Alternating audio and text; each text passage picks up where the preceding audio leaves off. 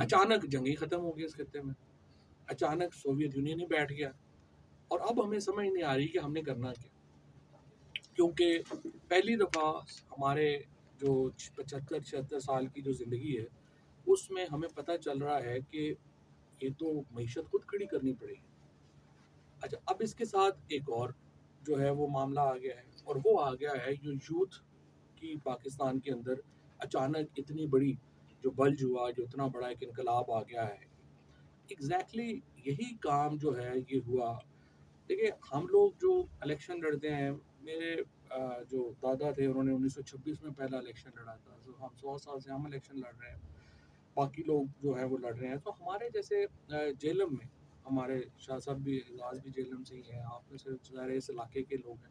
हमारी पॉलिटिक्स बड़ी सीधी सीधी थी। हम तो जी ये राजे हैं, वो जट हैं, इन्होंने इसको वोट देनी है, उन्होंने उसको वोट देनी है, वो गए, या कोई नंबरदार जो है उसने फैसला कर दिया, फलाने ने फैसला कर दिया। लेकिन हुआ क्या, हुआ ये है कि हम किनशिप से निकल के हम इंडिविजुअलिज्म में चले गए। इंडिविजुअलिज्म में क्यों चले गए? एग्जैक्टली यही एपिसोड इससे पहले यूरोप में हुई, जबकि इंडस्ट्रियल रेवोल्यूशन आया। तो हम उस इंडस्ट्रियल रेवोल्यूशन को जब आप यूरोप में पढ़ते हैं तो आप देखेंगे कि वहाँ पे भी फैसले ऐसे ही होते थे, ट्राइब्स फैसले करते थे, स्कॉटिश ट्राइब्स बैठते थे, वो बताते थे क्या करना है, क्योंकि होता ये था कि वसाइल के ऊपर कबीला बैठता था, और जो ज़मीन थी वो कबीले की थी, और कबीला तकसीम करता था वो पैसे। तो लिहाजा जिसके पास पैसे थे वो फैसला करता था, सरदार फैसले करता था। लेकिन जब इंडस्ट्रियल रिवॉल्यूशन आया तो क्या हुआ कि लोगों को मुलाजमतें मिलना शुरू हो गई। लोगों ने अपनी जो जो बंदा खुद पैसे कमा रहा था उसकी डिपेंडेंस ख़त्म हो गई ट्राइब के ऊपर, बरादरी के ऊपर, ख़ानदान के ऊपर। उसने कहा मैं तो फैसला खुद करूँगा। लिहाजा वहाँ यूरोप में आप जो है वहाँ पे पहले किनशिप से ट्राइबलिज्म की तरफ गए, और उसी दौर में फिर जो रोसो थे, हॉक थे, जो बड़े बड़े फिलोसफर थे, उन्होंने अपनी जो है ये थ्योरीज पेश की कि इंसान जो है, फेमस लाइन उसकी थी कि the human was born free but is in change everywhere.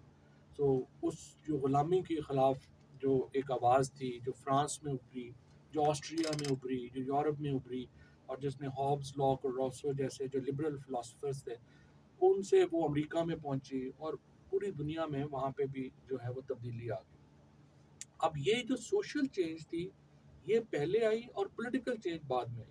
Pakistan में भी सोशल चेंज पहले आ चुकी है, और अब हम प्रोसेस में हैं पॉलिटिकल चेंज की। लेकिन ये पॉलिटिकल चेंज नहीं रुक सकती। इमरान खान एक इस्तिआरा है, एक सिंबल है इस तब्दीली का। लेकिन ये चेंज जो है ये सोसाइटी में नीचे आ चुकी है, इसलिए इसको कोई रोक नहीं सकता। जो भी इसको रोकेगा, अब रोकने के ऊपर भी आपको मिसालें मिलती हैं। मिसाल के तौर के ऊपर फ्रांस में जो बादशाह था उसने फैसला किया कि नहीं, मैंने नहीं होने देनी थी चेंज, तो वहाँ पे रेवोल्यूशन आया, वहाँ पे हज़ारों लोग जो हैं वो मरे। यूके का, इंग्लैंड का जो बादशाह था चार्ल्स, वो अक्लमंद था, उसने कहा नहीं, ये नहीं लड़ा जा सकता। उसने अपने आप को पीछे हटा लिया, और एक कॉन्स्टिट्यूशनल मैकेनिज्म जो है वो यूके में, इंग्लैंड में जो है वो आ गया, और उसके नतीजे में वहाँ पे उतना खून खराबा नहीं हुआ जो कि फ्रांस ने देखा और उसने देखा।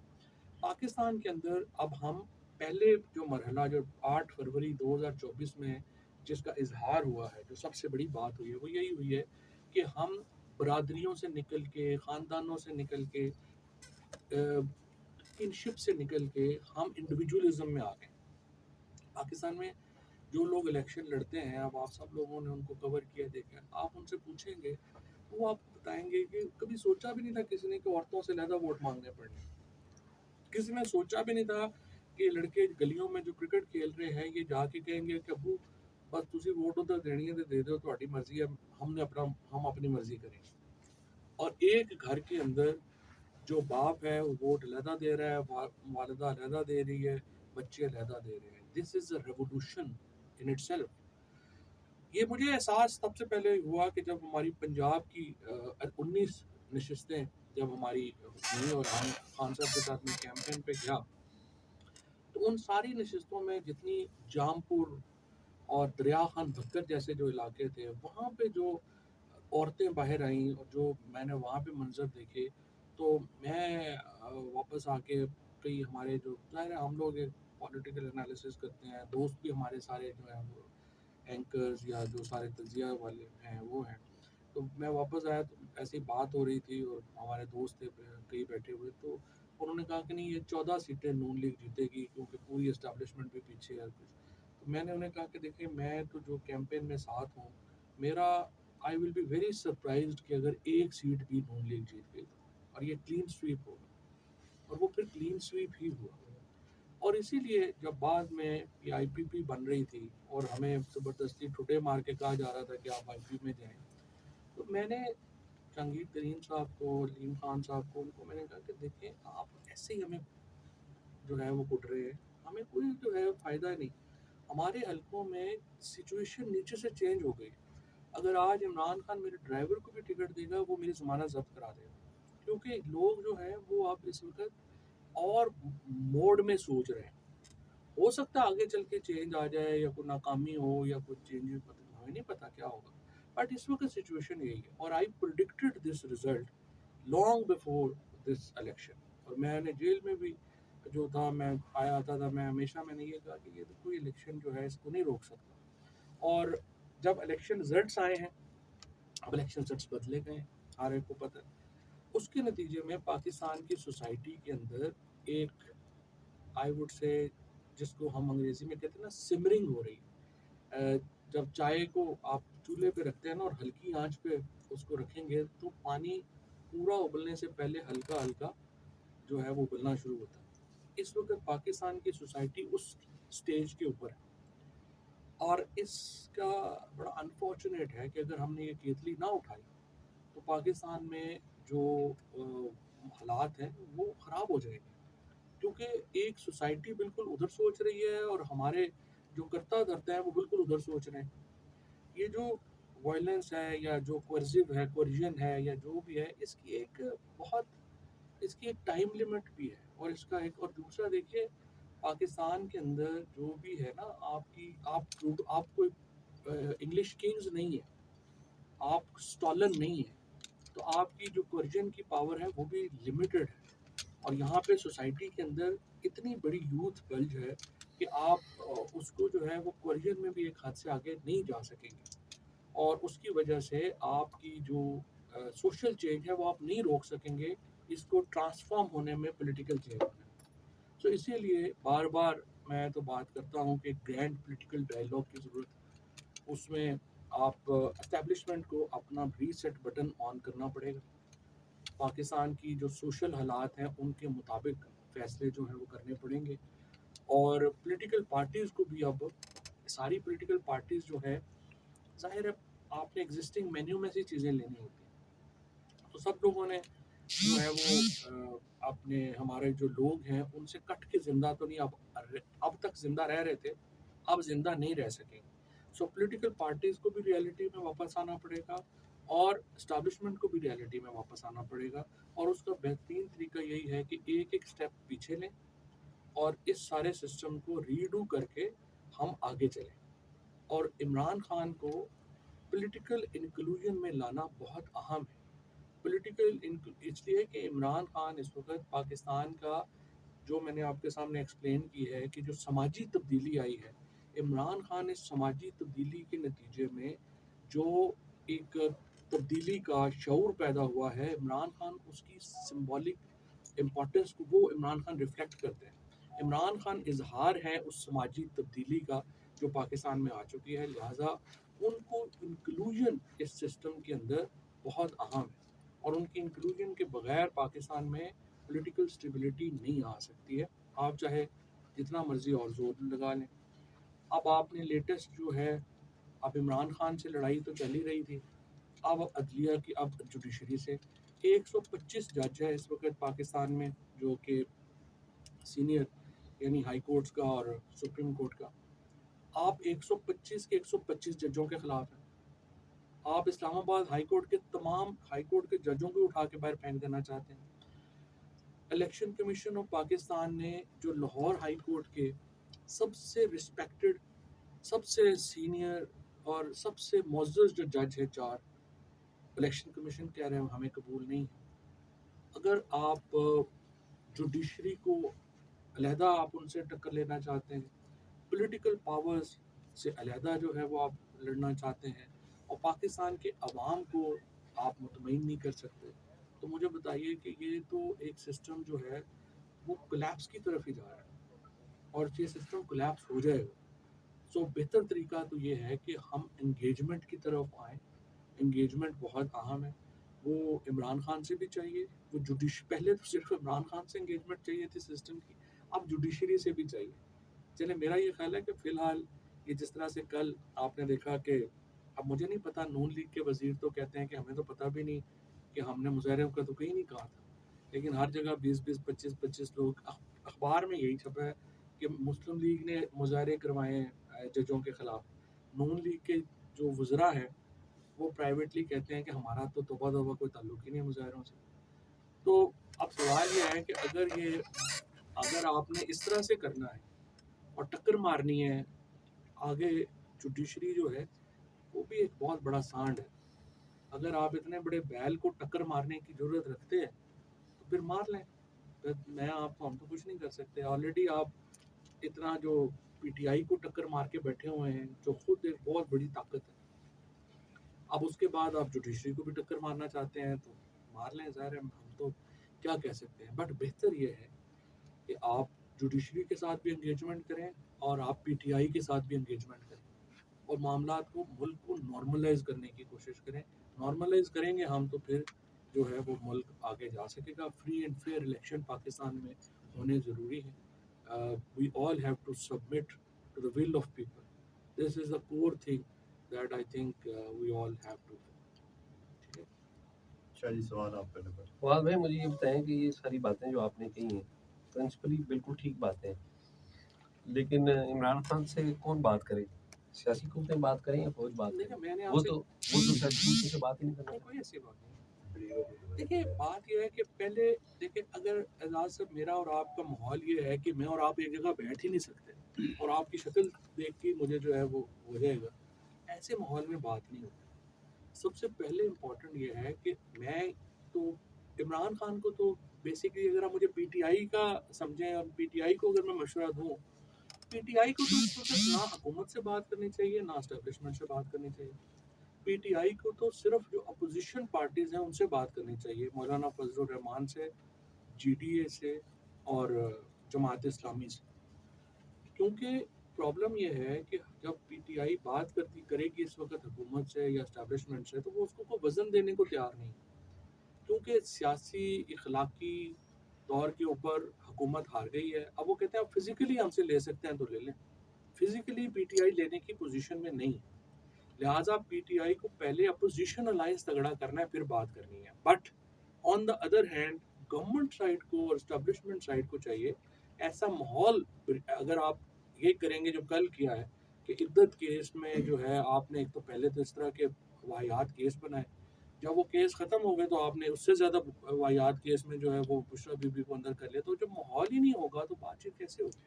अच्छा फवाद चौधरी साहब, आपने बड़ी उंगलियां उठाई थी, मौजूदा जो लीडरशिप है पीटीआई की, ये खान साहब को बाहर नहीं लेके आ सकते। रात को शहजादा अमीर सुल्तान साहब हैं, एमएनए हैं, उनको नामालूम अफराद ने उठा लिया और अभी तक लीडरशिप इसके ऊपर कुछ बोल नहीं रही, कोई स्टेटमेंट नहीं दे रही। तो क्या समझते हैं कि जो पीटीआई की मौजूदा लीडरशिप है वो अपने एक मेंबर को भी नहीं बाहर ला सकते, क्योंकि वो सुन्नी इत्तेहाद के ऊपर है, अभी उन्होंने एफिडेविट जमा नहीं करवाया था। हसन कैसर साहब ने अभी बयान दिया है, और उन्होंने काफ़ी जो है स्ट्रॉन्ग बयान जो है वो दिया है। पहली बात तो देखिए ना कि ये मुल्क का माहौल, अंदाज़ा आप इससे लगा लें कि आप अदलिया के साथ क्या करना चाह रहे हैं। कि अदलिया ने एक ऑर्डर दिया है, आप उस ऑर्डर को डिफीट करने के लिए अगर लोगों को उठाना शुरू कर देंगे, तो जुडिशरी को एक्ट करना पड़ेगा अपनी इख्तियारात को बचाने के लिए। अदरवाइज तो कल जजों को भी उठा लेंगे, फिर आप क्या करेंगे? तो ज़ाहिर है जुडिशरी जो है उसके ऊपर उसको एक्शन लेना पड़ेगा, इससे तलखियाँ और बढ़ेंगी। पीटीआई की जो लीडरशिप है, देखिए ज़ाहिर है कि 9 मई तक जो लीडरशिप थी, जो हम सारे लोग थे, हम लोगों को तो ठुड्डे-शुड्डे मार के जेलों में डाल के फ़ारग हो गए। उसके बाद वो लोग सामने आए जिनको कि थोड़ी पॉलिटिक्स की इजाज़त भी थी। हम लोग तो एक ट्वीट करते हैं, 2 केस हो जाते हैं। तो इस प्रेज़ेंट जो लीडरशिप है उसके साथ जो एक प्रॉब्लम मुझे ये आता है कि जो 5 लोग जो इस वक्त बज़ाहिर मेन एक्सेस है जिनका खान साहब तरफ, मसलन उसमें गौहर साहब हैं, शिबली फराज हैं, फिर आपके ये रऊफ़ हसन है, हामिद खान है और उमर अयूब। इनमें सिवाय उमर के बाकी चारों जो लोग हैं उनका प्रैक्टिकल पॉलिटिक्स से कोई ताल्लुक नहीं। तो इस वक्त इमरान खान को क्या चाहिए? अगर आप इमरान खान के प्रोस्पेक्ट में देखें तो इमरान खान को पहले रेलिवेंट इंफॉर्मेशन चाहिए, फिर उनको एक एडवाइस चाहिए, फिर उस पर जो वो स्ट्रेटजी इमरान खान बनाए उस पर एक इम्प्लीमेंटेशन का तरीकाकार जो है वो चाहिए। तो ये जो लोग जिनकी प्रैक्टिकल पॉलिटिक्स नहीं है, ना वो रेलिवेंट इंफॉर्मेशन देने की पोजीशन में है, ना को मशवरा देने की पोजीशन में है, और ना ही स्ट्रेटजी इम्प्लीमेंट करने की पोजीशन में है। तो इसलिए जो है वो एक खला है तरीके इंसाफ की। वरना देखिए इतनी बड़ी पॉपुलैरिटी के साथ इमरान खान को जेल में रखना 13 महीने तक मुमकिन नहीं था, आगे भी मुमकिन नहीं है। और ये दूसरा प्रॉब्लम ये है कि यहाँ पे लॉयर से पूछ के सियासी हिकमत अमली बनाई जा रही है। लॉयर्स जो हैं, मैं खुद लॉयर हूँ, लेकिन देखें लॉयर्स तो नहीं बता सकते कि आपकी सियासी हिकमत अमली क्या होनी चाहिए। ज़्यादातर आपकी पॉलिटिकल हिकमत अमली आपकी लीगल हिकमत अमली को ड्राइव करेगी, उल्टा नहीं होगा। इसकी वजह से प्रॉब्लम्स आ रहे हैं। बाकी ज़ाती तो मेरा सर ये एक अवाम में तासुर पाया जाता है कि शिबली फराज के होते हुए पाकिस्तान तहरीक इंसाफ जो है वो फिर से जुड़ नहीं पा रही। उसमें शेर अफजल मरवत की एंट्री होती है और फिर उनको बाहर निकाल के फेंक दिया जाता है, जिसके ऊपर आपने भी कमेंट किया था। पहला सवाल ये है, क्या शिबली फराज साहब इस वक्त पाकिस्तान तहरीक इंसाफ को एक जगह जोड़ने में नाकाम हो चुके हैं या कोशिश नहीं कर रहे? दूसरा सर सवाल ले लें। अच्छा सर, दो हाँ, दूसरा सवाल सर, पंजाब गवर्नमेंट 100 दिन से ऊपर हो चुके हैं और इस वक्त तक जो आवाम रिलीफ चाह रही थी वो आवाम को मिल नहीं पा रहा। हाँ, एक जगह पे रिलीफ मिल रहा है कि हम टिकटॉक है या इंस्टाग्राम है, वहाँ पे रील्स हम बड़ी देख रहे हैं जिनके ऊपर हमें ये अंदाज़ा होता है कि पंजाब 100 साल आगे चला गया। क्या कमेंट करना चाहेंगे? पहली बात तो ये है कि वो जो सारे एक्टर्स जिन्होंने इसमें काम किया है, मैं उनको मुबारकबाद देना चाहता हूँ कि इस बहाने जो है वो फिर कम से कम पैसा जो है वो तो नीचे आया गवर्नमेंट ऑफ पंजाब के वज़ीरों से।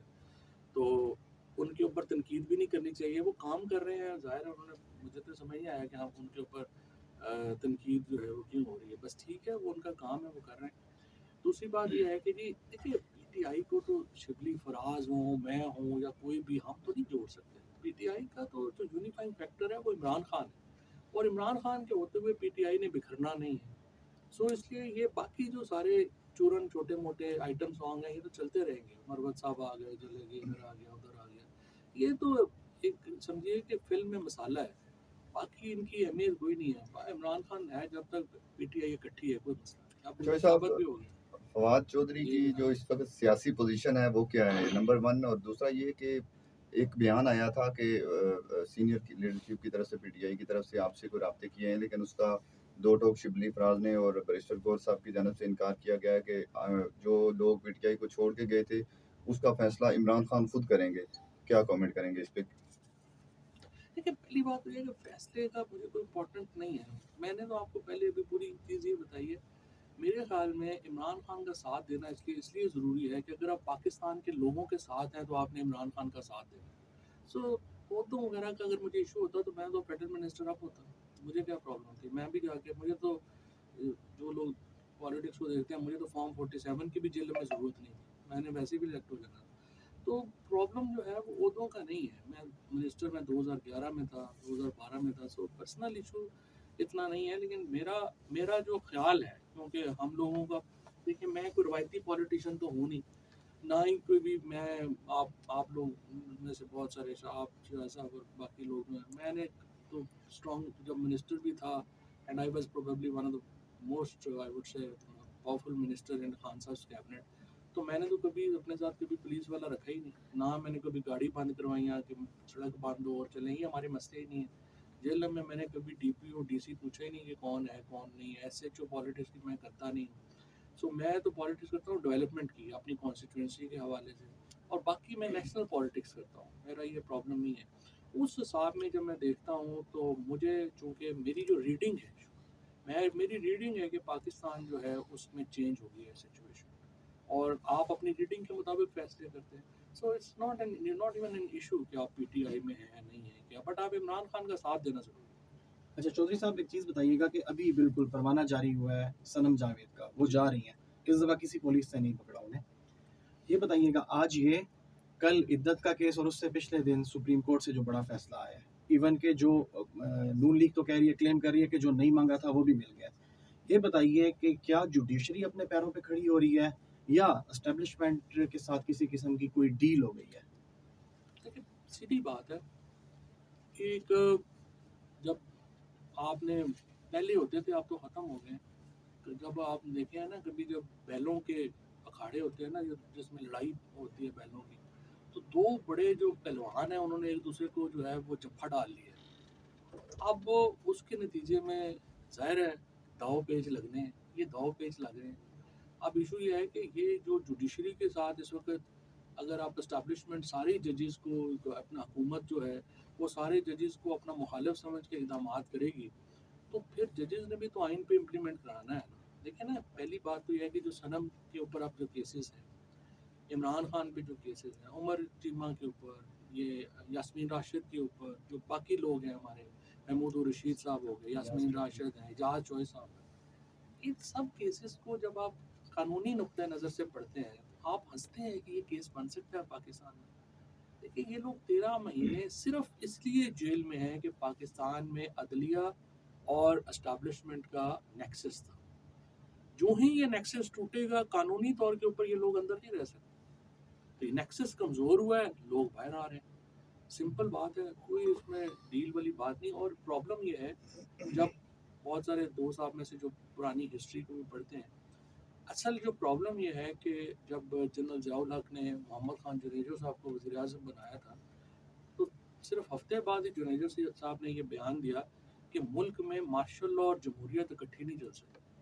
पहली तकरीर, पहली स्पीच। पहली स्पीच। पाकिस्तान में प्रॉब्लम क्या आ रही है?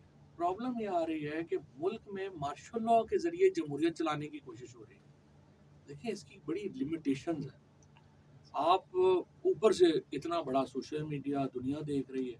अब आप देखें ना, आप 18 सीटों के साथ आप ले आए शहबाज शरीफ को। आज 7 महीने हो गए हैं, एक यूरोपीय यूनियन के किसी लीडर ने फ़ोन नहीं किया शहबाज शरीफ को। यूके के प्राइम मिनिस्टर, अमेरिका के प्रेसिडेंट, पूरी दुनिया में आप अकेले हैं, क्योंकि लोग समझते हैं कि ये, मैंने एक कमिश्नर साहब मेरे दोस्त हैं, तो मैंने उन्हें कहा, सर अपना वो सारे लोग कह रहे हैं कमिश्नर साहब कि आप यहाँ MNA MPs को नहीं मिलते। उसने कहा, जो साहब सारे 70-70 हज़ार तो आ रहे हैं और मेरा दिल ही नहीं करता ना इज्जत करें। वो दुनिया का भी यही हाल है, दुनिया का दिल ही नहीं कर रहा कि इनकी इज्जत करें। सो लिहाजा हम जो देखें ना, जो प्रेमिसेस थे जिसके ऊपर ये सिस्टम खड़ा किया था, एक तो था कि जी इमरान खान तो 30 दिन से ज़्यादा जो है वो नहीं रह सकता जेल में, वो ख़त्म हो गया। दूसरा प्रीमिसेस था कि जी ये बुशरा बीबी को जेल में डालेंगे तो इमरान खान टूट जाएगा, वो प्रीमिसेस ख़त्म हो गया। तीसरा था कि जी इमरान खान के इतने खिलाफ अरब वर्ल्ड कि यहाँ डॉलरों के ढेर लग जाएंगे, वो भी ख़त्म हो गया। फिर चौथा था, निगरान हुकूमत के दौर में हमारे एक वज़ीर साहब थे, वो कहते थे $100 अरब पे एक्सपोर्ट चली जाएगी, क्योंकि वेस्ट बड़ा खिलाफ है इमरान खान के, तो वो हमारी एक्सपोर्ट जो है वो बड़ी बढ़ा देगा, वो भी ख़त्म हो गया। तो अब सारे प्रीमिसेस जिसके ऊपर ये सारा सिस्टम खड़ा किया गया था वो तो गिर गए। ਹੁਣ तो बस अल्लाह से सारी चल रही है। हम देखो कब क्या सुबह का भोला, अब कब जो है वो फारिग होता है, समझ नहीं आता। अच्छा सर, ये पीटीआई के खिलाफ जो कार्रवाई होती है, नून लीग ऑफ द रिकॉर्ड ये बात करती है कि हम ये कार्रवाई नहीं करते, तो फिर कहाँ पे रुकावट है कि नून लीग और पीटीआई के दरमियान आपस में बातचीत नहीं हो रही? देखिए ना, बात यह है कि नून लीग की तो ये बड़ी कन्वीनियंट है ना बात कि प्राय वो कहते हैं कि हम तो नहीं कर रहे, लेकिन मज़े ऑफिस के सारे हम लेंगे। अब देखिए ना, नून लीग का टका फ़ायदा नहीं हो रहा एस्टेब्लिशमेंट ने शहबाज शरीफ साहब को 18 सीटों के ऊपर वज़ीर आज़म बना दिया, और शहबाज शरीफ एस्टेब्लिशमेंट का एक ज़रा सा बोझ भी नहीं उठवा पा रहे। क्यों नहीं उठा पा रहे? देखिए, ज़्यादती हुई है दो जमातों के साथ। पीटीआई के साथ जो ज़्यादती है वो तो डिस्कस हो रही है, लेकिन दूसरी सबसे बड़ी ज़्यादती पीपल्स पार्टी के साथ हुई है। वो कैसे कि पीपल्स पार्टी जो थी वो दूसरी सबसे बड़ी पार्टी थी इस पार्लियामेंट में, क्योंकि उन्होंने मुल्तान की सीटें तो फॉर्म 47 पे ली या कुछ नहीं, लेकिन उन्होंने जो